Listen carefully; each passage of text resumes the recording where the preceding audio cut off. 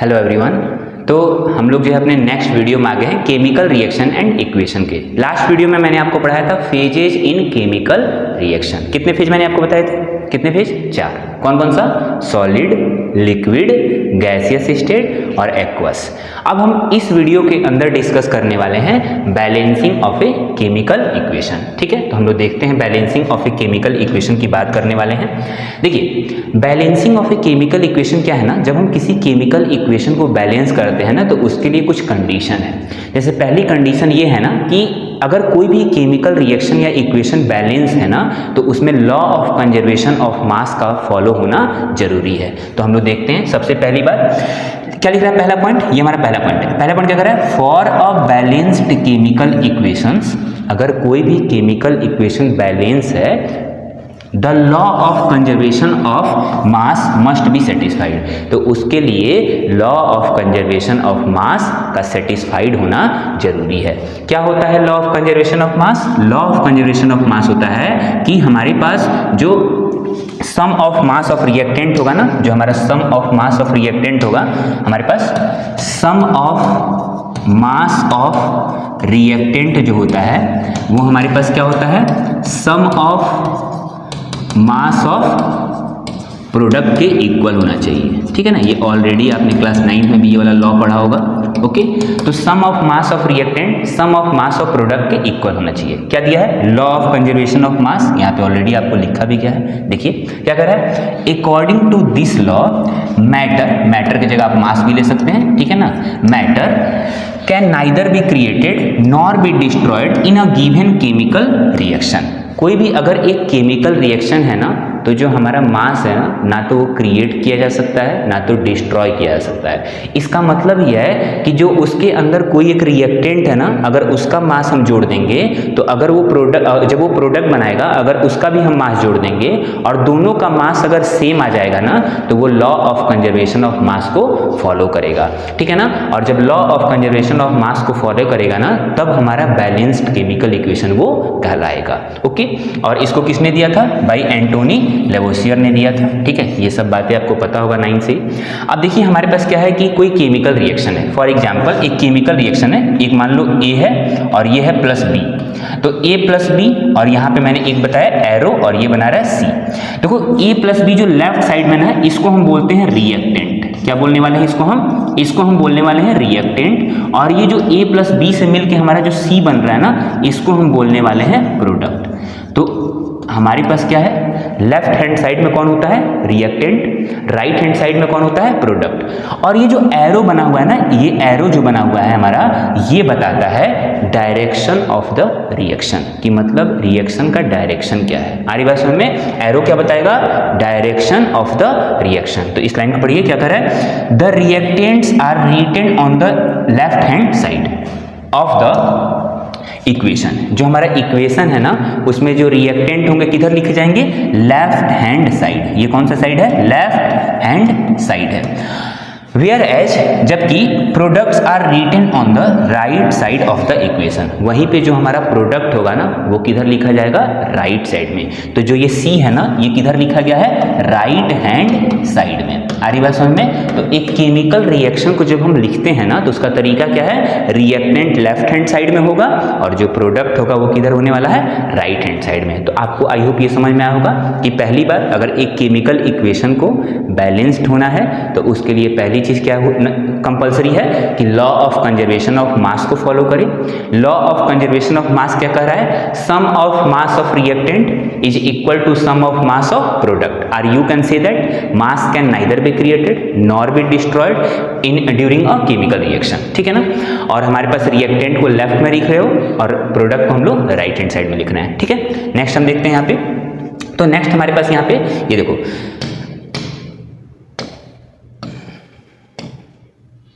Okay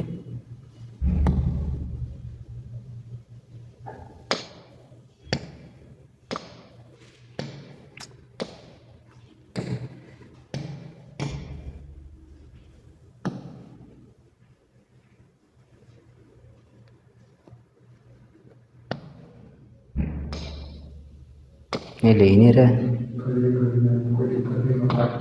ठीक ठीक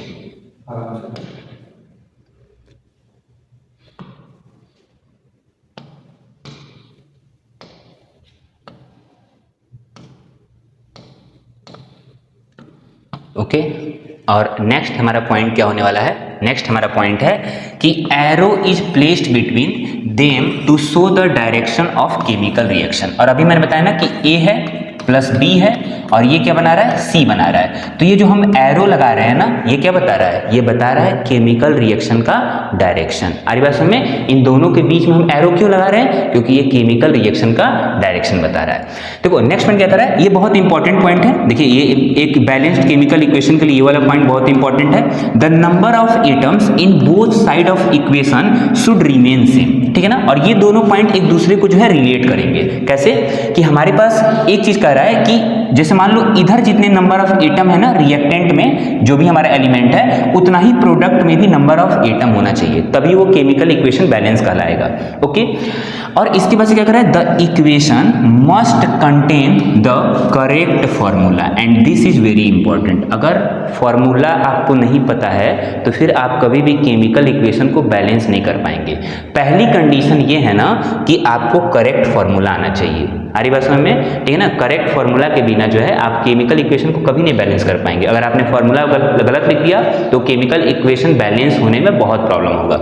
for reactants and products, चाहे आप रिएक्टेंट के लिए फॉर्मूला लिख रहे हो चाहे प्रोडक्ट के लिए, दोनों के लिए आपको फॉर्मूला क्या लिखना है, करेक्ट लिखना है। आ रही बात समझ में? करेक्ट फॉर्मूला लिखना है। दूसरी बात, जब फॉर्मूला लिख लेंगे तो उसके बाद से दोनों साइड, चाहे वो रिएक्टेंट हो चाहे वो प्रोडक्ट हो, नंबर ऑफ एटम क्या होना चाहिए, सेम होना चाहिए। आ रही बात समझ में? ओके। तो हम लोग देखते हैं नेक्स्ट आगे यहाँ पे कुछ और बातें। जैसे एक हमारे पास है स्केलेटन इक्वेशन, ठीक है। तो ये मैं आपको बता दे रहा हूँ ये क्या होता है। अगर आप देखेंगे ध्यान से तो हमारे पास स्केलेटन इक्वेशन क्या है, ठीक है ना। तो हमारे पास जैसे आपने अभी पढ़ा बैलेंस इक्वेशन, तो बैलेंस इक्वेशन का मतलब क्या था, law of conservation of mass follow करे, नंबर ऑफ एटम रिएक्टेंट और प्रोडक्ट में सेम हो, ठीक है। और हमारे पास क्या हो, जब हम रिएक्शन को लिखें तो फॉर्मूला करेक्ट होना चाहिए। स्केलेटन इक्वेशन क्या है, तो स्केलेटन इक्वेशन एक ऐसा इक्वेशन है ना जहाँ पे आप अगर नंबर ऑफ एटम जो है ना रिएक्टेंट और प्रोडक्ट में सेम नहीं है तो ऐसे इक्वेशन को हम क्या बोलेंगे, स्केलेटन इक्वेशन। पढ़ो क्या लिखा है, it is an unbalanced chemical equation. देखो क्या लिखा है, it is an unbalanced chemical equation. जब तक वो केमिकल इक्वेशन अनबैलेंस है ना, बैलेंस नहीं है, मतलब जो नंबर ऑफ एटम रिएक्टेंट में है ना वो और नंबर ऑफ एटम जो प्रोडक्ट में है वो कहीं ना कहीं डिफर कर रहे हैं, तो हमारे पास ऐसे इक्वेशन क्या कहलाएंगे, स्केलेटन इक्वेशन। वेयर, देखो where the number of atoms of reactants and products are unequal. क्या कह रहा है, अनइक्वल, दोनों तरफ क्या होना चाहिए, अनइक्वल होना चाहिए। जैसे एक एग्जांपल दिया गया है, ये हमारा हाइड्रोजन है H2, और अभी मैंने आपको बताया है कि हाइड्रोजन फेजेज इन केमिकल इक्वेशन में मैंने बताया था आपको कि हाइड्रोजन कैसे लिखोगे केमिकल इक्वेशन में, हाइड्रोजन को H2 लिखोगे और Cl2। अब Cl2 कौन है, हैलोजन, याद आ रहा है। हैलोजन को मैंने कैसे बोला था आपको, डाई एटॉमिक लिखना है। तो अब क्लोरीन क्या है, क्लोरीन एक हैलोजन का मेंबर है, तो अगर ये हैलोजन का मेंबर है तो कैसे लिखने वाला है, डाई एटॉमिक। तो Cl को कैसे लिखने वाला है, Cl2, और जब Cl2 लिखेंगे तो हमारा बनना क्या था, ये HCl। अभी देखो HCl बन गया। अब क्या लगता है, क्या दोनों side number of atom same है, नहीं है। अगर दोनों तरफ एटम सेम नहीं है, कैसे नहीं है, यहाँ कितनी हाइड्रोजन है, 2, यहाँ कितना हाइड्रोजन है, सिर्फ 1, तो क्या ये यहाँ पे ऐसी ऑलरेडी अनबैलेंस है। यहाँ कितना क्लोरीन है, 2, यहाँ कितना क्लोरीन है, 1, तो ये रिएक्शन क्या है, अनबैलेंस्ड, और इसलिए ये क्या कहलाएगा हमारे पास, ये एक तरीके का स्केलेटन इक्वेशन कहलाएगा।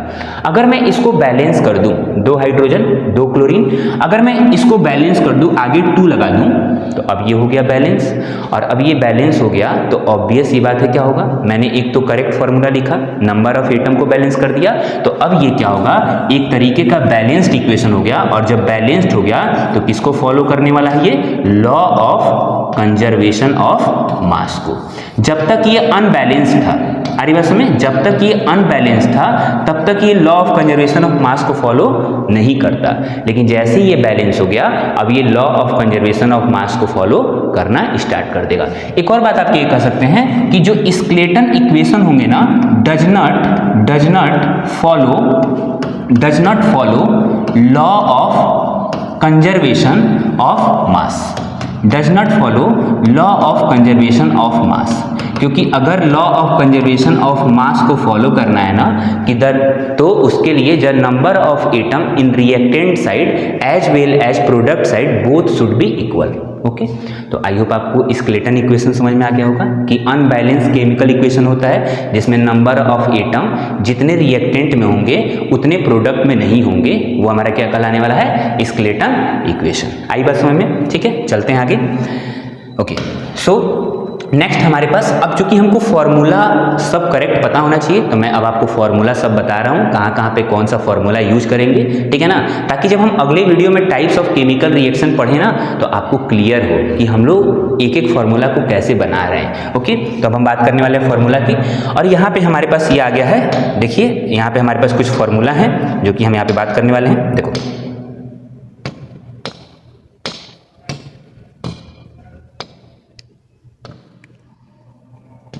ओके, अब हमारे पास ये negative radicals or ions formula है। निगेटिव रेडिकल्स या आयंस फॉर्मूला का मतलब ये है ना कि ऐसे हमारे पास रेडिकल्स जिसके ऊपर कैसा चार्ज हो, माइनस का चार्ज हो, निगेटिव चार्ज हो। अब कैसे बनेगा, देखिए कुछ यहाँ पे रिप्रेजेंटेशन दिया हुआ है, ठीक है, मैं आपको एक एक बता रहा हूँ। देखो हमारे पास ये जो है, ये हमारे पास लिखा हुआ है, ध्यान देखिएगा, नेम ऑफ रेडिकल, इसका नाम लिखा हुआ है एमोनियम। क्या नाम लिखा हुआ है, एमोनियम।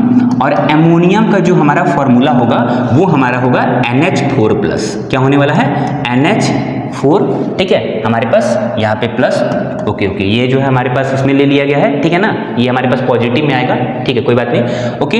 और इसकी वैलेंसी कितनी होने वाली है, 1, क्यों, क्योंकि इसके ऊपर कितने का चार्ज है, +1 का, ठीक है ना, तो ये हमारे पॉजिटिव रेडिकल में आएगा, यहाँ पे आ गया है, कोई बात नहीं। नाइट्रेट, यहाँ पे देखो, अब नाइट्रेट है हमारा, तो नाइट्रेट क्या होने वाला है, अगर हम बात करें नाइट्रेट, दूसरा यहाँ पे लिया गया है, और नाइट्रेट का फॉर्मूला क्या होने वाला है, ये हमारा होने वाला है NO3-। क्या होने वाला है, NO3-। इसके बाद से हमारे पास है नाइट्राइट, यहाँ देखो नाइट्राइट, नेक्स्ट हमारा है नाइट्राइट, और नाइट्राइट का यहाँ फॉर्मूला क्या होने वाला है, NO2-। आ रही बात समझ में, ये सारा फॉर्मूला आपको पता होना चाहिए। नेक्स्ट हमारा यहाँ पे दिया गया है बाई सल्फेट, ओके, यहाँ पे हमारे पास है बाई सल्फेट, और बाई सल्फेट का जो हमारा फॉर्मूला होने वाला है, ठीक है ना, वो हमारा क्या होने वाला है, HSO4-। बाई सल्फेट का फॉर्मूला क्या हो जाएगा, HSO4-। इसी तरीके से अगर हम ध्यान से देखें तो हमारा अगला है बाई सल्फाइड, और बाई सल्फाइड का जो हमारा फॉर्मूला होने वाला है वो हमारा क्या होने वाला है, HSO3-। ठीक है, नेक्स्ट हमारा है by carbonate, okay, by carbonate, और बाई कार्बोनेट में भी हमारा फॉर्मूला क्या होने वाला है इसका, देखो HCO3-। ठीक है, अगर आपको यहाँ से नहीं दिख रहा होगा तो यहाँ से सारा नोट डाउन कर लेंगे, मैंने ऑलरेडी लिख दिया है, ठीक है ना। देखो वैलेंसी की बात करें, इसके ऊपर +1 का चार्ज है तो इसकी वैलेंसी 1, -1 का चार्ज है इसकी वैलेंसी 1, जहाँ इस पे -1 चार्ज है वैलेंसी 1, ठीक है ना। तो जितना चार्ज होगा वो उसकी वैलेंसी वहाँ पे बता देंगे। ये भी यहीं भी -1 का चार्ज है वैलेंसी 1, ये भी -1 का चार्ज है वैलेंसी 1, यहाँ भी -1 का चार्ज है, इसकी भी वैलेंसी कितनी हो जाएगी, 1 हो जाएगी। ठीक है, इसके बाद से हमारा जो ये है, ये हमारा है हाइड्रो ऑक्साइड, और हाइड्रो ऑक्साइड का फॉर्मूला होता है OH-, और यहाँ पे हमारे पास इसकी वैलेंसी कितनी होने वाली है, 1। इसके बाद से हमारे पास है एसीटेट, और एसीटेट जो है एसिटिक एसिड से बनता है, इसका फॉर्मूला कितना होने वाला है, CH3COO-, क्योंकि इसके ऊपर भी -1 का चार्ज है तो इसकी भी वैलेंसी कितनी हो जाएगी, 1। इसके बाद से हमारा कौन है, सल्फेट का क्या फॉर्मूला होने वाला है, SO4(2-), और इसकी वैलेंसी कितनी होने वाली है, 2, क्योंकि इसके ऊपर -2 का चार्ज है। इसके बाद से हमारा कौन है, सल्फाइड, और सल्फाइड के लिए हमारा क्या होने वाला है, SO3(2-), और इसका वैलेंसी कितना हो जाएगा, 2, क्योंकि इसके ऊपर भी कितने का चार्ज है, 2 का। और इसके बाद से हमारे पास ये एक वर्ड दिया है डाइक्रोमेट, तो डाइक्रोमेट के लिए हमारा कितना हो जाएगा, ये हमारे पास होने वाला है, देखो Cr2O7(2-), और चूंकि इसके ऊपर -2 का चार्ज है इसकी भी वैलेंसी कितनी हो जाएगी, 2। और ये जो हमारा टर्म है ये दिया है फॉस्फेट,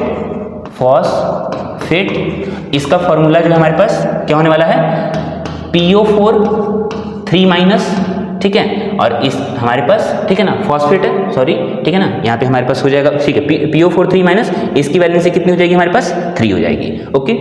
और हमारे पास कुछ और है, मैं आपको बता दे रहा हूँ, जैसे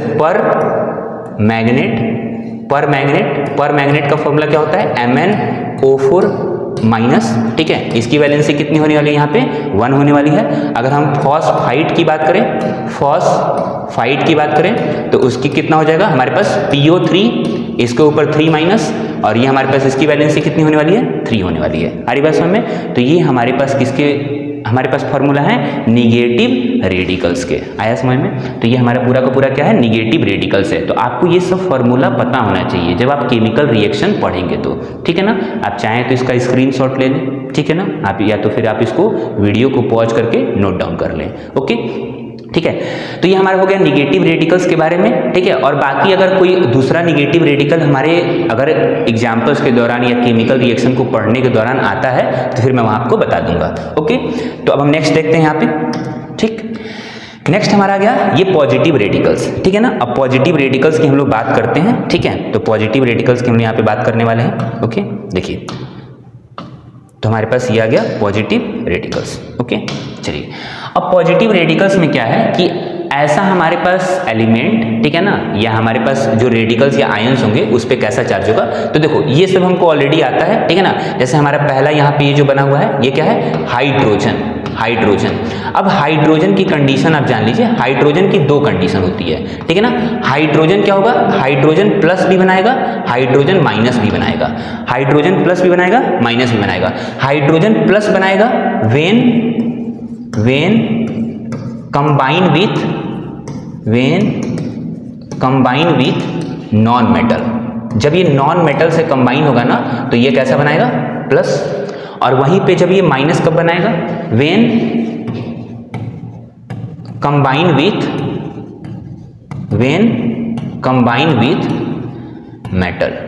ओके, तो ये हमारे पास क्या होगा, हाइड्रोजन प्लस कब बनाने वाला है, जब ये हमारे पास नॉन मेटल से कंबाइन होगा। माइनस कब बनाने वाला है, जब ये मेटल से कंबाइन होगा, ठीक है। ये हमारा है देखो सोडियम, ठीक है। और सोडियम के ऊपर हम जानते हैं सोडियम में क्या होगा, सोडियम का सिंबल क्या होने वाला है Na, और Na के ऊपर कितने का चार्ज आएगा, +1 का। इस तरह नेक्स्ट हमारा है पोटेशियम, ठीक। पोटेशियम के ऊपर कितने का चार्ज आने वाला है, के के ऊपर कितने का चार्ज आने वाला है, प्लस का। इसके बाद हमारा एमोनियम, ठीक है। एमोनियम को ऑलरेडी मैंने पीछे बता दिया है निगेटिव आयंस में एमोनियम, और एमोनियम के ऊपर कितने का चार्ज आने वाला है, NH4 प्लस का चार्ज आने वाला है। ओके, इसके बाद से हमारे पास कुछ टर्म है, ठीक है ना। जैसे हाइड्रोजन के ना 2 टाइप थे कि हाइड्रोजन प्लस बना रहा है नॉन मेटल के साथ। क्यों? क्योंकि नॉन मेटल जो है वो निगेटिव चार्ज कंसिस्ट करते हैं, तो ये प्लस इसलिए कंसिस्ट कर रहा है। हाइड्रोजन निगेटिव बना रहा है मेटल के साथ, क्योंकि मेटल कैसे बनाते हैं, पॉजिटिव चार्ज। अब ना कुछ हमारे कंडीशन है, जैसे ये ना कॉपर की बात हो रही है यहाँ पे। अब कॉपर के ऊपर ना +1 का चार्ज दिया है। अब देखो मैं कॉपर की कंडीशन बता रहा हूँ। पहली बात कॉपर, अब कॉपर ना 2 तरह का चार्ज बनाएगा। कॉपर कितने तरह का चार्ज बनाएगा, copper will consist of 2 type of charge, ठीक। एक हमारा होने वाला है +1, एक हमारा होने वाला है +2। कौन कौन सा, एक है +1, एक है +2। अब देखो जो ये चार्ज है ना +1, ये छोटा है इस +2 से। तो जब भी हमारे पास एक एलिमेंट 2 तरह का चार्ज बनाएगा ना, तो उसमें जो छोटा वाला चार्ज होगा उसके साथ हम लगाने वाले हैं OUS, और जो बड़ा वाला चार्ज होगा उसके साथ हम लगाने वाले हैं IC। इसलिए जब कॉपर के ऊपर ना, कॉपर के ऊपर +1 का चार्ज आएगा तो इसका नाम हो जाएगा क्यूप्रस। क्या नाम हो जाएगा, क्यूप्रस। वहीं पे जब कॉपर के ऊपर +2 का चार्ज आएगा तो इसका नाम क्या हो जाएगा, क्यूप्रिक। इसका नाम क्या हो जाएगा, क्यूप्रिक। तो ये आपको याद रखना है कि जब भी हमारे पास कॉपर के ऊपर +1 का चार्ज आएगा तो ये होने वाला है क्यूप्रस, और दूसरा जब +2 का चार्ज आएगा तो इसका नाम क्या होने वाला है, क्यूप्रिक होने वाला है। हमारे पास नेक्स्ट जो है वो हमारा क्या दिया है, सिल्वर, ठीक है ना, सिल्वर। और यहाँ पे सिल्वर के ऊपर Ag के ऊपर +1 का चार्ज है। अब जब हमारे पास सिल्वर के ऊपर +1 का चार्ज है तो नॉर्मल सी बात है हमारे पास क्या होगा, इसका नाम हो जाएगा, याद रखिएगा, अर्जेंटस। क्या नाम हो जाएगा, अर्जेंटस। अरे बात समझ में, ठीक है ना। तो हमारे पास ये अर्जेंटस हो गया। यहाँ पे हमारा नेक्स्ट जो है, नेक्स्ट हमारा है मरकरी। मरकरी, और मरकरी के जो हमारा सिंबल है वो कितना है हमारे पास, Hg। और Hg के ऊपर हमारे पास जो चार्ज है यहाँ पे दिया है +1 का, और इसका नाम क्या हो जाएगा, मर्क्यूरस। क्या नाम हो जाएगा, मर्क्यूरस, क्योंकि यहाँ पे क्या है हमारे पास, ये +1 का चार्ज है। इसके बाद से कुछ एलिमेंट हैं जो आपको ऑलरेडी पता है। मैग्नीशियम की बात हो रही है। मैग्नीशियम के ऊपर कितने का चार्ज होता है, हमको पता है ना, Mg पे ऊपर कितना चार्ज होगा, +2। कैल्शियम के ऊपर कितना होगा, कैल्शियम के ऊपर कितना होगा Ca+2। आ रही बात समझ में। जो हमारा बेरियम है इसके ऊपर कितना चार्ज होगा, बेरियम के ऊपर कितना होने वाला है Ba+2। आ रही बात समझ में। हमारा इसके बाद से जिंक है, जिंक का याद रखिएगा, जिंक के ऊपर जो चार्ज होगा कितना होगा Zn+2। ठीक, निकेल है, निकेल जो हमारा, ठीक है, निकेल है, निकेल के ऊपर कितने का चार्ज होगा हमारे पास, निकेल के ऊपर हमारे पास +2 का चार्ज होगा। हमारे पास कॉपर है, क्यूप्रिक की बात ऑलरेडी मैंने आपको यहाँ पे बता दिया है कि जब +2 का चार्ज आएगा तो क्यूप्रिक होगा। यहाँ देखो आयरन है, अब आयरन का भी 2 चार्ज होता है, ठीक है ना। आयरन जो होगा ना Fe जो होगा ना, Fe जो होगा वो 2 तरह का चार्ज कंसिस्ट करेगा, एक होगा +2 और दूसरा होगा +3। अब ये बताओ इन दोनों में छोटा कौन है, +2 और +3 में छोटा कौन है, +2 है। तो जब +2 छोटा है तो इसका नाम क्या हो जाएगा, फेरस, क्योंकि जो छोटा होता है उसके साथ क्या लगाते हैं OUS, और जो बड़ा होगा उसके साथ क्या लगाएंगे IC, तो इसका नाम क्या हो जाएगा फेरिक। आ रही बात समझ में। तो हमारा हो गया फेरस और दूसरा कौन हो गया फेरिक। तो हमारे पास यहाँ पे फेरस की बात हो रही है। नेक्स्ट हमारा है लेड, ठीक है ना, लेड। और याद रखिएगा आप हमेशा कि जो हमारा लेड होगा ना,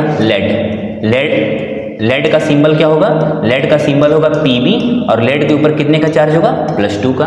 ओके, इसके बाद हमारा है टीन, टीन को हम किसे रिप्रेजेंट करते हैं Sn के ऊपर कितने का चार्ज होगा +2 का। इसके बाद सिल्वर है, और सिल्वर के ऊपर कितने का चार्ज यहाँ पे +2 का है। देखो यहाँ पे सिल्वर के ऊपर कितने का चार्ज था +1 का, तो इसका नाम क्या था अर्जेंटस। अर्जेंटस क्यों था, क्योंकि इसके ऊपर +1 था, छोटा वाला चार्ज था, तो लास्ट में क्या लग गया OUS।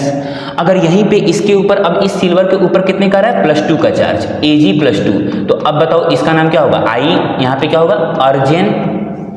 अर्जेंटाइट। इसका नाम क्या हो जाने वाला है अर्जेंटाइट। अरे बात समझ में। मरकरी की बात हो गई कि अगर +2 का चार्ज होगा तो क्या होगा मर्क्यूरिक। मैग्नीज जो है, मैग्नीज के ऊपर कितने का चार्ज होता है Mn के ऊपर +2 का चार्ज होगा, ठीक। और बाकी आपको पता है एल्युमिनियम, एल्युमिनियम के ऊपर कितने का चार्ज होता है, एल्युमिनियम के ऊपर +3 का चार्ज होता है, ठीक। हमारे पास फिर है जो है क्रोमियम, और क्रोमियम के ऊपर कितने का चार्ज होगा +3 का। तो ये हमारे चार्ज हैं। आ रही बात समझ में। तो ये चार्ज आपको याद रखना है, बस आप ध्यान रखिएगा कुछ एलिमेंट की बात, जैसे आयरन है, कॉपर है, सिल्वर है, मर्क्यूरी है, ये सब 2-2 चार्ज कंसिस्ट करते हैं। तो जब 2-2 चार्ज कंसिस्ट करेंगे ना, तो जो छोटा वाला चार्ज होगा उसके साथ लास्ट में OUS लगा दो, और जो बड़ा वाला चार्ज होगा ना उसके लास्ट में क्या लगा दोगे IC। आ रही बात समझ में। आप इसको जो है एक बार देख के, ठीक है ना, आराम से वीडियो को देख के नोट डाउन कर लीजिए, ठीक है ना, स्पीड को धीरे करके, ठीक है। यहाँ पे ऑलरेडी मैंने बता दिया है, थोड़ा सा रफली हो गया है, बट आप इसको आराम से देखिए, नोट डाउन कर लीजिए, ठीक है। फिर ये हमारा चार्ज की बात हो गई। अब हम कुछ रिएक्शन देखते हैं जहाँ पे हम लोग एग्जाम्पल को समझते हैं, ठीक ना। ओके, तो हम लोग देखने वाले हैं कुछ एग्जाम्पल। ओके, यहाँ पे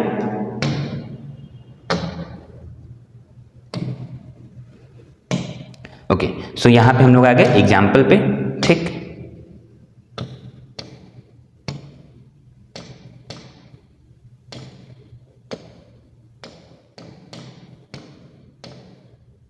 ओके, सो हमारे पास ये एग्जाम्पल है, जैसे बर्निंग ऑफ कोल। अब बर्निंग ऑफ कोल का रिएक्शन क्या है, कार्बन कैसा है, नॉन मेटल, कैसा होगा सॉलिड। मैंने ऑलरेडी बताया था कि कार्बन एक कुछ ऐसे नॉन मेटल है जो सॉलिड होते हैं। ऑक्सीजन, अब याद करो ऑक्सीजन कैसा होता है, हमारे पास रिएक्टिव मॉलिक्यूल है, डाइएटॉमिक होगा तो O2, और एक ऐसा होगा इसके स्टेट गैसियस।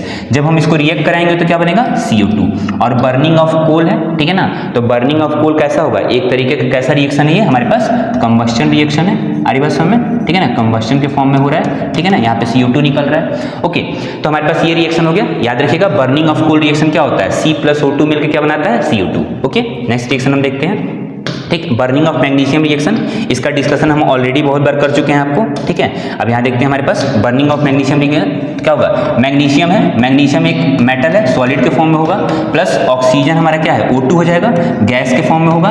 जब हम इसको रिएक्शन कराएंगे तो क्या बनेगा 2MgO बनता है। आप इसको बैलेंस करना चाहें तो क्या होगा, ये 2 से बैलेंस हो जाएगा, और इसी का नाम क्या होता है बर्निंग ऑफ मैग्नीशियम रिबन। याद रखिएगा क्या बना रहा है मैग्नीशियम ऑक्साइड, और मैंने बताया था कि मैग्नीशियम ऑक्साइड के साथ बनाने के साथ साथ क्या होगा, यहाँ से लाइट एनर्जी क्या होगी रिलीज होगी, ठीक है। तो ये हमारा रिएक्शन है बर्निंग ऑफ मैग्नीशियम रिबन, ठीक है। मैं ये सब आपको रिएक्शन का नाम बता दे रहा हूँ कि कौन कौन सा ये सब रिएक्शन है। ओके, नेक्स्ट हम देखते हैं इसके बाद हमारे पास कुछ और रिएक्शन है, फॉर्मेशन ऑफ स्लैक्ड लाइन। याद रखिएगा ये भी एक इंपॉर्टेंट रिएक्शन है कि स्लैक्ड लाइन का फॉर्मेशन कैसे होता है, ठीक। तो हमारे पास क्या है, ये कैल्शियम ऑक्साइड है सॉलिड के फॉर्म में, ओके, कैल्शियम ऑक्साइड। इसको जब हमने वाटर से रिएक्शन कराया तो क्या बन गया, Ca और H2O मिलकर क्या बना लिया हमारे पास, यहाँ पे कैल्शियम हाइड्रोक्साइड बना लिया, जो कि एक स्लैग लाइन है।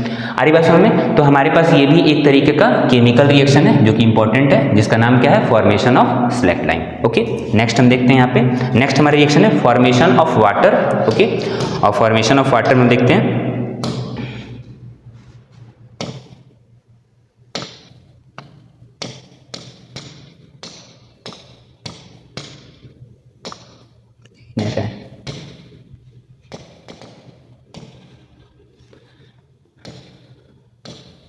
ठीक। अब हमारे पास फॉर्मेशन ऑफ वाटर में देखो, फॉर्मेशन ऑफ वाटर में क्या है, जैसे हमने हाइड्रोजन लिया, अब हाइड्रोजन कैसा है, डाइएटॉमिक, तो इसको ले लो H2, समझ में आया। ऑक्सीजन भी कैसा है, डाइएटॉमिक, तो इसको ले लो O2, और ये दोनों मिलकर क्या बनाने वाले हैं, H2O। अब ये दोनों के दोनों H2O बनाने वाले हैं। अब हमारे पास दोनों H2O बनाने वाले हैं, अब इसको हमको बैलेंस करना है, तो कैसे करेंगे, कितना हाइड्रोजन है यहाँ पे, 2, यहाँ पे कितना है, 2, तो ठीक है। अब यहाँ पे ऑक्सीजन कितना है, 2, यहाँ कितना है, 1। तो अब हम जानते हैं कि अगर हमको इसको बैलेंस करना है ना, तो यहाँ पे नंबर ऑफ एटम जितना रिएक्टेंट में है उतना प्रोडक्ट में भी होना चाहिए। तो अगर हम इसको 2 आगे लगा देंगे तो ये ऑक्सीजन बैलेंस हो गया। लेकिन प्रॉब्लम ये हुआ ना कि जब ऑक्सीजन बैलेंस हुआ तो हाइड्रोजन अनबैलेंस हो गया, तो उसको अब हमको रिएक्टेंट में बैलेंस करना पड़ेगा, और यहाँ 4 हाइड्रोजन है तो इसको भी 4 बनाने के लिए हम 2 का मल्टीप्लाई कर देंगे। आ रही बात समझ में, ठीक है। तो ये हमारा टोटल का टोटल ये केमिकल रिएक्शन था। आ रही बात समझ में ना। तो इस तरीके से हम केमिकल रिएक्शन का फॉर्मेशन देखते हैं, ठीक है। आई होप इसमें आपको सारी बातें समझ में आई होंगी कि बैलेंसिंग ऑफ केमिकल रिएक्शन के लिए क्या क्या नीड था। पहली बात, law of conservation of mass need था, ठीक है ना। अनबैलेंस्ड केमिकल इक्वेशन का नाम क्या था, स्केलेटन इक्वेशन। और सबसे इंपॉर्टेंट अगर इस वीडियो में कुछ था तो वो था फॉर्मूला, जो मैंने आपको बताया कि निगेटिव रेडिकल या पॉजिटिव रेडिकल का फॉर्मेशन कैसे करते हैं, ठीक है। और नेक्स्ट वीडियो में मैं आपको जो है बैलेंसिंग ऑफ केमिकल इक्वेशन सिखा दूंगा कि कैसे केमिकल इक्वेशन को बैलेंस करते हैं, ठीक है। ओके, तो आई होप आपको ये वीडियो समझ में आया होगा। कोई भी चीज़ अगर आपको नहीं समझ में आया है तो आप नीचे कमेंट कर दें, ठीक है। और नेक्स्ट वीडियो में हम लोग बैलेंसिंग ऑफ केमिकल इक्वेशन के साथ मिलते हैं, ठीक है। तब तक के लिए थैंक यू।